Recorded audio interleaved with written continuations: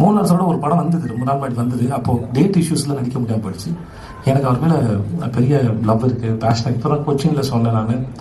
நான் மும்பையில் ஒரு 2 இயர்ஸ் முன்னாடி நினைக்கிறேன், மெரி கிறிஸ்மஸ் பண்ணும்போது மோகன்லால் சார் இருக்காருன்னு சொன்னாங்க. அதே ஹோட்டலில் வெஸ்டர்னில் இருந்து நான் போய் பார்த்து, அப்பாயின்மெண்ட் கேட்டு போய் பார்த்து, ஆட்டோகிராஃப் வாங்கிட்டு வந்து வீட்டில் ஃப்ரேம் பண்ணி வச்சுருக்கேன். என் ஆஃபீஸில் இருந்து அவருடைய சிக்னேச்சர் நான் ஃப்ரேம் பண்ணி வச்சுருக்கேன். So I have huge respect. எனக்கு அவர் ரொம்ப பிடிக்கும்.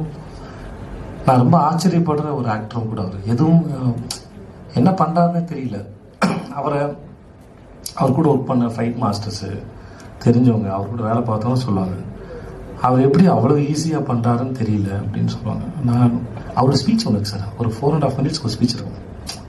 ஒரு ஆக்டரை பற்றி இருக்கும். நான் இந்த மாதிரி பரதநாட்டியம் ஆடினேன், குச்சிப்புடி ஆடினேன், எல்லாரும் கேட்டாங்க கற்றுக்கிட்டீங்களா, எல்லாரும் ஒரே பதில் தான், இல்லை அது எனக்குள்ளே இருந்திருக்கு, தேவைப்படும் வெளியே வந்துச்சு அப்படின்னு சொல்லியிருப்பாங்க. அந்த பதில் எனக்கு ஒரு பெரிய லேர்னிங் அது.